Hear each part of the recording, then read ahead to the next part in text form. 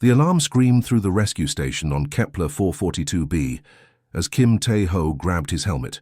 Red lights flashed across the control room while his partner Choi Min-ho pulled up the emergency coordinates on the holographic display. "Civilian shuttle down in Sector 7, Min-ho called out, his fingers dancing over the control panel. "Life signs are weak, Tae-ho. You need to move fast." Tae-ho strapped himself into his single-seat rescue craft, the engines already warming, up with a low hum. Through the cockpit window, he could see the endless blue ocean of this alien world stretching to the horizon.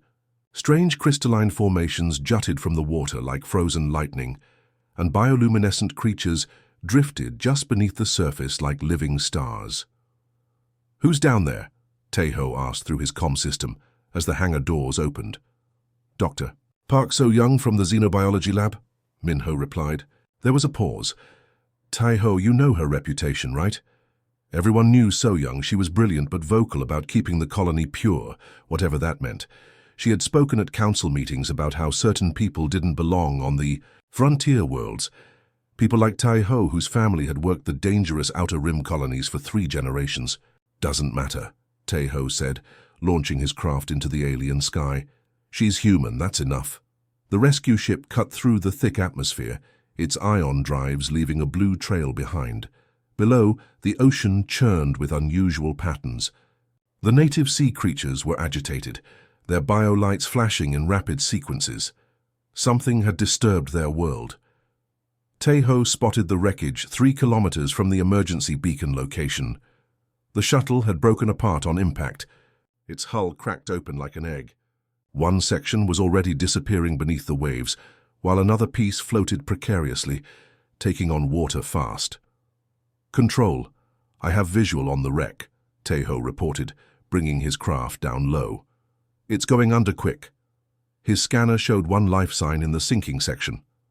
The water was already up to the windows, and dark alien seaweed was wrapping around the hull like hungry tentacles. Strange fish with mirror-like scales circled the wreckage, their movements too intelligent to be random. Tae-ho didn't hesitate. He locked his ship's position and activated the emergency diving gear. The exosuit formed around him like liquid metal, sealing him inside with a soft hiss. He dove from his hovering craft just as the shuttle section rolled over completely. The alien ocean was cold and thick, almost syrupy. Glowing organisms drifted past his helmet like living snowflakes. In the distance, massive shadows moved through the deeper water, creatures the size of buildings that the colonists still didn't understand. The shuttle's emergency lights were still functioning, casting eerie red beams through the flooding cabin. Tae-ho kicked hard, fighting against the strange currents that seemed to push him away from the wreck. His suit's propulsion system fired in short bursts, guiding him through the twisted metal. Inside the cabin, he found her. Dr. Park So-young was unconscious, held in place by her safety harness but with water rising around her chest. Blood trickled from a head wound, mixing with the alien sea. Her research equipment floated around her like expensive trash. Tae-ho's scanner showed she had maybe 2 minutes of air left in the pocket that remained. He pulled out his plasma cutter and began slicing through the twisted metal that had trapped her legs. The hull groaned and shifted, threatening to collapse completely. "Come on," he muttered, working faster. The woman who had called his people inferior, who had argued they shouldn't be allowed on the colony worlds, was dying in front of him. But she was still human, still someone's daughter. The metal gave way just as the shuttle lurched deeper. Tae-ho grabbed So-young and activated his suit's emergency ascent. They rocketed toward the surface as the wreckage disappeared into the alien depths below, consumed by the hungry ocean. They broke the surface near a floating piece of debris, a section of the shuttle's hull that had become an impromptu life raft. Tae-ho hauled the unconscious woman onto the makeshift platform and immediately began chest compressions. Her lips were blue, and she wasn't breathing. "Don't you die on me," he said, working steadily. Around them, the alien sea creatures watched with their unblinking eyes as if judging his actions. Not today.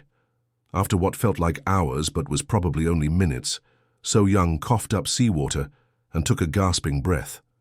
Her eyes fluttered, open, unfocused and confused. She looked at Taiho's face through his helmet visor, then at the endless alien ocean surrounding them. "You?" she whispered, her voice barely audible over the lapping waves. "Yeah, me?" Taiho replied, already calling for pickup. "Just stay still. Help is coming." Above them, his rescue craft hovered like a guardian angel, its lights cutting through the alien sky. In the distance, more ships were approaching from the colony.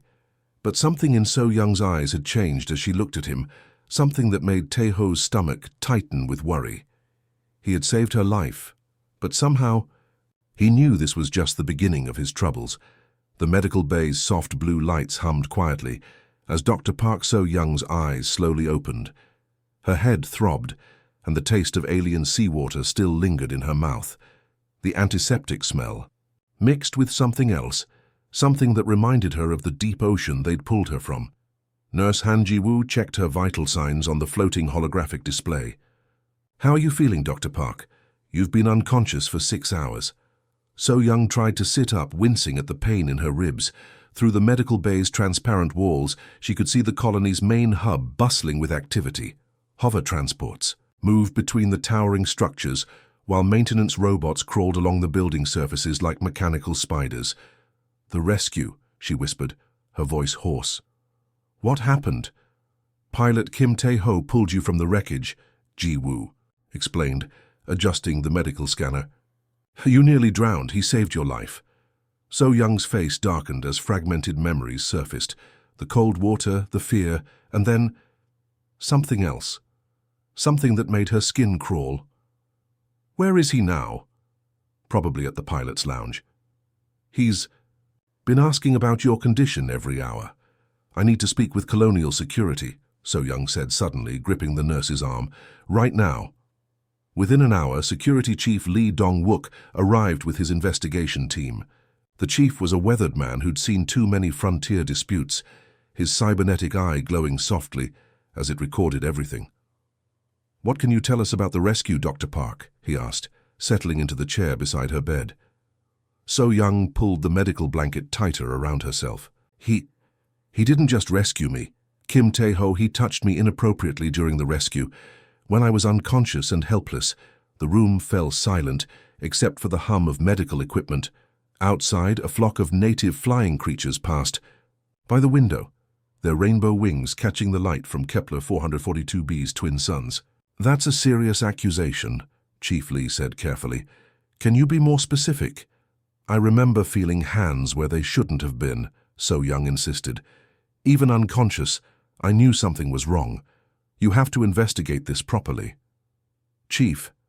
Lee activated his wrist communicator. "Bring me all footage from Rescue Unit 7's mission today. Everything." The investigation moved quickly through the colony's networks. By evening, news of the accusation had spread through every district. The colony's communication hub buzzed with activity as people shared the story across the settlement's quantum network.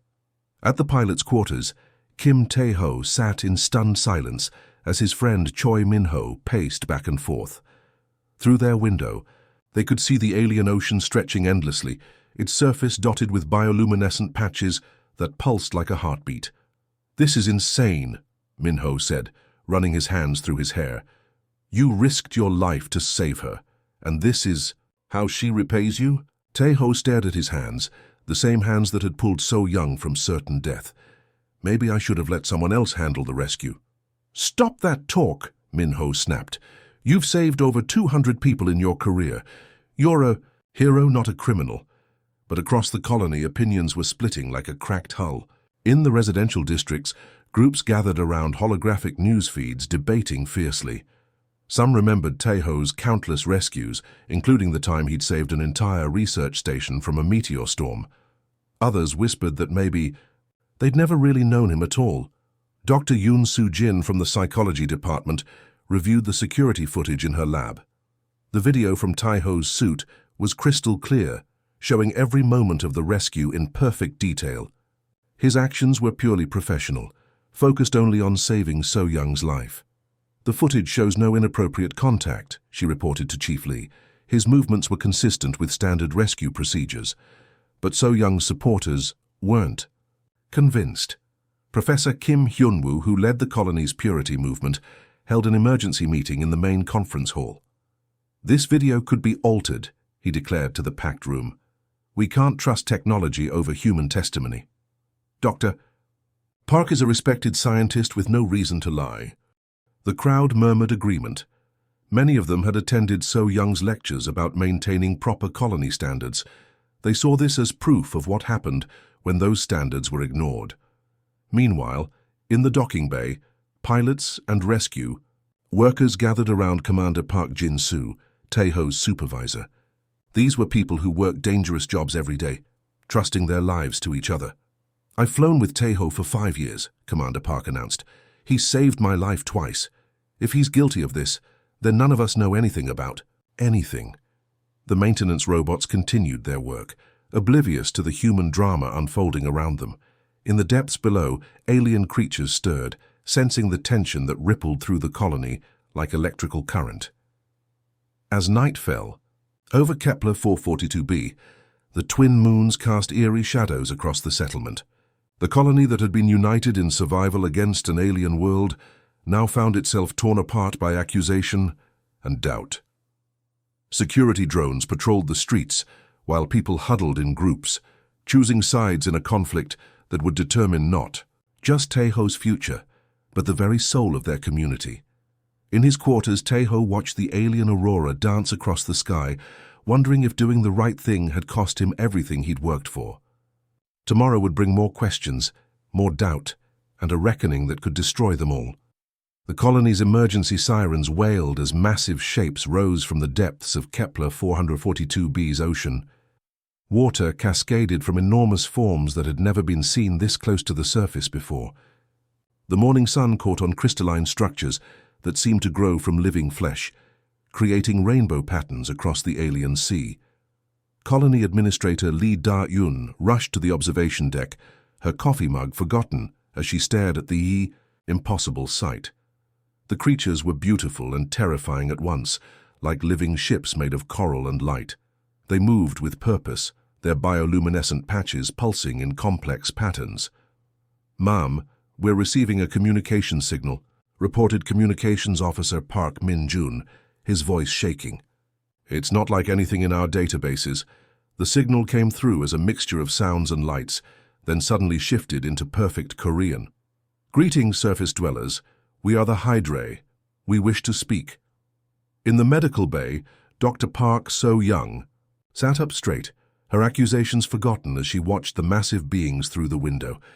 These weren't the small, harmless creatures they'd catalogued. These were something else entirely, something ancient and intelligent. The largest of the Hydrae approached the colony's floating platform. Its body was easily the size of 3 shuttles, covered in what looked like living glass that shifted and changed color. Tentacles as thick as tree trunks moved with surprising grace, while hundreds of smaller appendages created intricate patterns of light. "I am Elder Veloth," the creature spoke, its voice somehow appearing directly in everyone's minds. "We have watched your kind since you arrived on our world." Chief Lee Dong-wook activated all security protocols, but kept weapons powered down. The creatures showed no hostility, and honestly, what good would human weapons do against beings this massive? "We've been observing you too," Administrator Lee replied through the colony's communication system. "But we've never seen Hydrae like you before. The small ones you have studied are our children, our scouts," Elder Veloth explained. "We adults rarely surface, preferring the deep places where pressure and darkness reign. But recent events require our attention." The Elder's massive form rotated, bringing what appeared to be sensory organs to focus on the colony. Smaller Hydrae surrounded it, their bodies pulsing with recorded memories that played like living movies across their translucent skin. "You speak of the rescue," Administrator Lee said, understanding dawning in her voice. "Indeed. We witnessed the actions of the one you call Kim Tae-ho. But more than that, we have been testing your species." The colony's central plaza filled with people as word spread. Tae-ho himself stood among them, staring up at creatures that defied everything he thought he knew about this world. The smaller Hydrae began projecting images from their bodies, creating a 3-dimensional display that surrounded the entire colony. The first image showed the shuttle crash from beneath the water, but this wasn't the chaotic scene the humans remembered. This was orchestrated, deliberate. The HFY had been controlling the weather patterns, had guided the shuttle's descent, had even influenced the native sea creatures to create the perfect test scenario. "How you staged the crash," Dr. Park So-young whispered, her face pale with realization. "Not to harm," Elder Veloth clarified, "but to observe. Your species claims to value heroism and selflessness, but we have seen many worlds where such claims are empty. We needed to know who you truly are when faced with moral choices." The bioluminescent recordings played across the HFY's bodies like living screens. They showed Taeho's dive into the wreckage, every movement captured in perfect detail. His hands as he cut through the twisted metal, his careful handling of So-young's unconscious form, his desperate attempts at resuscitation. "We record all. That occurs in our domain," the elder continued. "Your Ju Yuanzhe Kim Taeho acted with pure intention. No violation occurred, no impropriety. Only courage and compassion," the crowd murmured as they watched the alien recordings. The images were clearer than any human technology could produce, showing molecular-level detail of every action. There was no doubt, no room for interpretation. But Elder Veloth wasn't finished. More images flowed across the living screens, showing other incidents throughout the colony's short history. Moments of kindness and cruelty, bravery and cowardice, all captured by the ever-watching HFY. "We have tested many of your kind," the elder explained. "Some pass, showing the nobility your species claims to possess. Others reveal the darkness that lurks beneath your civilized surface." Professor Kim Hyunwoo pushed through the crowd, his face red with anger. "You manipulated us. People could have died." "People die regardless of our intervention," Elder Veloth replied calmly. "We simply create circumstances that reveal truth. The choice of how to act remains yours alone." The alien beings began to withdraw slightly, their massive forms sinking back toward the depths. But their bioluminescent messages continued to play, showing a broader picture of human behavior across multiple worlds. "Your species stands at a crossroads," Elder Veloth announced. "You possess great potential for both good and evil. Whether you remain on our world depends not on our judgment, but on your choices." As the HFY prepared to return to the deep ocean, they left behind one final message. The largest creature's body lit up with an image of Taeho, surrounded by swirling patterns that somehow conveyed deep respect and approval. "This one embodies what your species could become," the elder said. "Learn from him, or lose the privilege of sharing our world." The massive forms disappeared beneath the waves, leaving the colony in stunned silence. In the space of an hour, everything had changed. The truth was revealed, the test was complete, and humanity's future on Kepler 442b hung in the balance. Taeho stood among his people, vindicated but somehow smaller than before. He now understood that every action, every choice was being watched and weighed by intelligences beyond human comprehension. The colony's main assembly hall had never seen such chaos. Dr. Park So-young stood at the center podium, her voice echoing through the packed chamber as she faced down the alien evidence that had just cleared Kim Taeho's name. "They're lying," she shouted, pointing toward the ocean where the HFY had disappeared. "Those creatures can manipulate light, manipulate matter. Creating fake recordings would be child's play for beings that advanced." The crowd erupted in arguments. Half the colonists had watched the alien projections with wonder and acceptance. The other half, led by Professor Kim Hyunwoo and his purity movement, saw only deception and threat. "Think about it," So-young continued, her scientist's mind working even as desperation drove her words. "They admitted to controlling our weather, manipulating our crashes. If they can do that, they can certainly fabricate evidence to protect their chosen puppet." Administrator Lee Da-un tried to maintain order from the raised platform, but security drones hovered nervously as the crowd's energy turned dangerous. Through the hall's transparent dome, she could see storm clouds gathering over the alien ocean, as if the planet itself was responding to the human conflict. "The molecular-level detail in those recordings," called out Dr. Yoon Soo-jin from the psychology department. "No known technology could fake that level of precision." No human technology, Professor Kim shot back. But we're dealing with aliens who've been watching us like lab rats. They probably know our biology better than we do. In the pilot section, Tae-ho sat surrounded by his fellow rescue workers. Commander Park Jin-soo placed a protective hand on his shoulder as angry shouts filled the air. The vindication Tae-ho had hoped for was crumbling as quickly as it had. "Come, this is bigger than one man's reputation," Professor Kim declared, taking the podium from So Young. "These aliens have been manipulating us from day one. They cause disasters just to test us, like we're their personal entertainment. Is that the kind of overlords you want ruling our colony?" The Purity Movement members began chanting, their voices growing louder.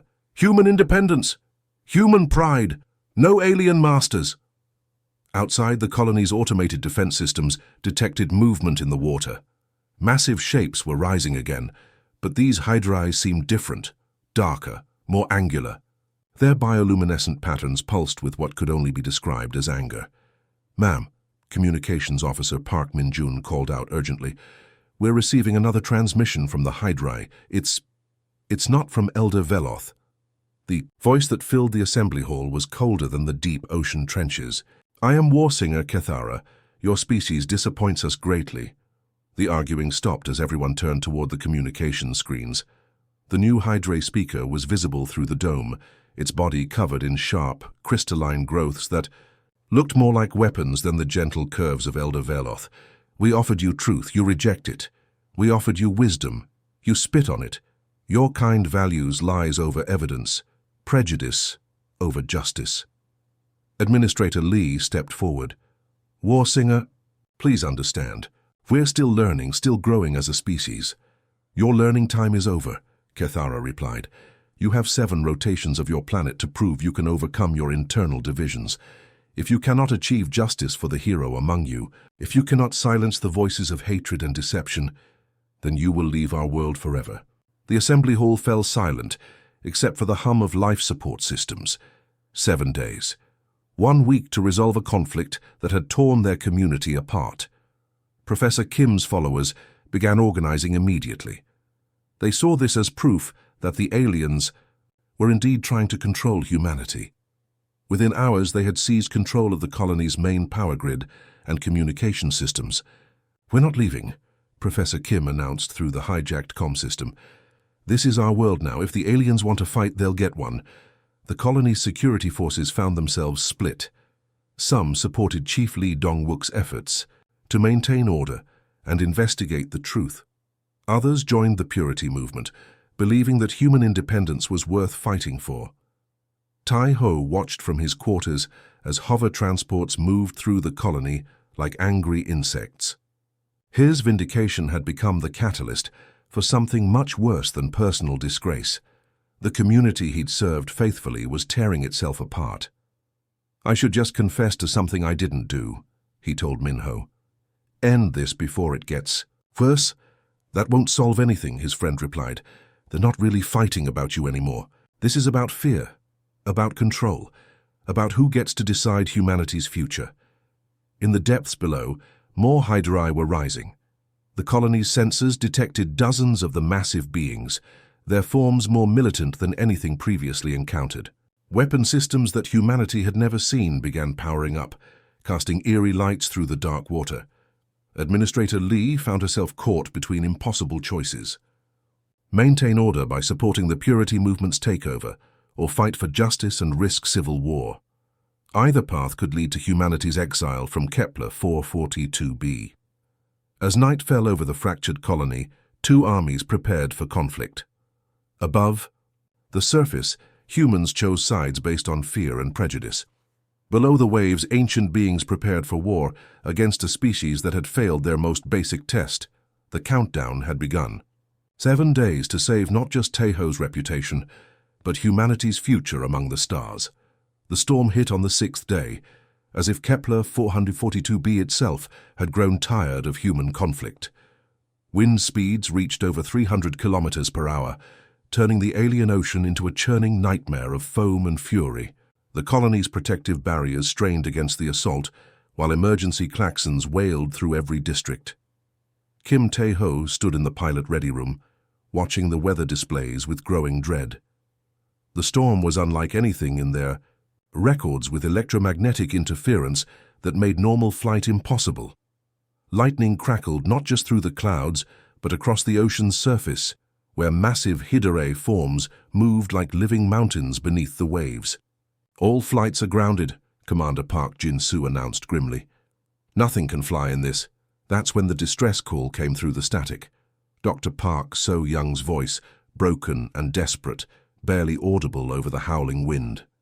"Research. Station Beta does structural failure. Trapped with 3 others. Please." The transmission cut out, leaving only the storm's roar. Station Beta was an isolated outpost on a floating platform 15 kilometers from the main colony. In normal weather, it was a quick 20-minute flight. In this storm, it might as well have been on another planet. Administrator Lee Da-eun burst into the ready room, her face pale with worry. "The platform's emergency beacon just activated. Complete hull breach. They have maybe an hour before it sinks." "No one can reach them," Commander Park said, studying the weather patterns. "The electromagnetic interference would fry any ship's navigation systems. It's suicide." Tae-ho was already suiting up. His hands moved with practiced efficiency, checking seals and power cells while the others argued. Through the hangar's reinforced windows, he could see the storm tearing at the colony's structures like a living thing. "You can't be serious." Min-ho grabbed his arm. "Tae-ho, that woman destroyed your life. She's the reason half the colony wants you arrested." "She's still human," Tae-ho replied simply, pulling on his helmet. "Still someone who needs help." The modified rescue craft hummed to life, its experimental shielding designed for exactly this kind of electromagnetic chaos. Tae-ho had helped design the upgrades himself, never thinking he'd need them to save the person who'd accused him of assault. "Control, this is Rescue 7 requesting immediate launch clearance," he said into his comm. "Negative, Rescue 7. All flights suspended by emergency order." Administrator Lee stepped to the communication panel. "Override granted. Godspeed." "Tae-ho." The hangar doors struggled to open against the wind, their motors whining with effort. The moment Tae-ho's craft cleared the colony, the storm hit like a physical blow. His ship bucked and rolled, instruments flickering as electromagnetic pulses washed over the hull. Through the chaos, he caught glimpses of the Hydrai beneath the waves. But these weren't the militant Warsinger's forces, or Elder Veloth's gentle observers. These creatures were massive beyond comprehension, their bodies glowing with power that seemed to feed the storm itself. They were watching, waiting, judging. Humanity's final test. Research Station Beta appeared through the rain like a ghost ship. The floating platform listed heavily to one side, its support pillars cracked and twisted. Waves the size of buildings crashed over its deck, while emergency lights flickered desperately. Tae-ho fought the controls as his ship was battered by wind shear. The landing pad was partially flooded and tilted at a dangerous angle. One wrong move would send his craft tumbling into the churning sea. "Station Beta, this is Rescue 7. Hang on, I'm coming in." Inside the research station, Dr. Park So-young huddled with 3 junior researchers as water poured through cracked walls. She watched through a porthole as Tae-ho's ship approached, barely controlled, seconds from disaster. "He came," whispered. "Research Assistant Kim Yoo-jin. After everything you said about him, he still came." So-young's face crumpled as the truth of what she'd done finally hit her. This man, who she'd tried to destroy with lies, was risking his life to save her. Again, the rescue ship touched down hard, skidding across the flooded deck. Tae-ho was out and running before the engines wound down, his magnetic boots keeping him anchored against the hurricane winds. "Move! Move! Move!" he shouted, helping the researchers toward his ship. The platform groaned and shifted, threatening to break apart completely. So-young was the last to reach the craft. As Tae-ho helped her through the hatch, she grabbed his arm. "Why?" she shouted over the storm. "Why save me again?" "Because it's right," he replied, securing her safety harness. "Because when someone needs help, nothing else matters." The takeoff was harrowing. The rescue ship fought for altitude as the research station finally collapsed behind them, swallowed by the alien ocean. But they were airborne, All 4 researchers safe. As they flew back toward the colony, So Young's voice came through the internal comm, broadcast colony-wide. "I lied," she said, her words cutting through the storm noise. "Kim Tae-ho never assaulted me. I made it up because I couldn't stand that someone I'd called inferior had saved my life." The colony fell silent except for the storm's rage. So Young continued, tears streaming down her face. "He's twice the person I am, twice the person any of us are. I'm sorry. I'm so sorry." As they approached the colony, the storm began to calm. The massive Hydrai forms in the depths pulsed with approving light, their bioluminescence visible even through the churning water. Elder Veloth's voice filled the communication channels, warm with what could only be called pride. "Your species has passed the final test. Not through the actions of many, but through the nobility of one. Kim Tae-ho represents what humanity can become."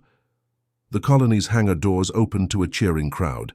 As Tae-ho's ship touched down, people who had once demanded his arrest now pressed forward to welcome him home. Administrator Lee was there with a commendation, Commander Park with tears of pride. But Tae-ho barely noticed the celebration. He was thinking about the researchers he'd saved, about the community that had finally chosen justice over prejudice, about the alien beings who had decided humanity was worth preserving. War singer Kethara's voice joined Elder Veloth's broadcast. "Your species may remain on our world, not as guests or refugees, but as partners. You have shown us that individual virtue can overcome collective failure." As the storm cleared and Kepler 442b's twin suns broke through the clouds, the colony began to heal. Dr. Park So-young faced justice for her false accusations, but she also began the long work of redemption. The purity movement dissolved as its followers saw the truth of Tae-ho's character. Tae-ho returned to his duties the next day, just another pilot doing his job. But he was also something more now. Proof that one person's courage could change everything, that heroism wasn't about recognition or reward, but about doing what's right when no one is watching. The Hydrai returned to their depths, but they watched with approval as humanity began to live up to its potential. And in the vast ocean of Kepler 442b, ancient beings smiled their alien smiles, knowing they had chosen wisely. The end.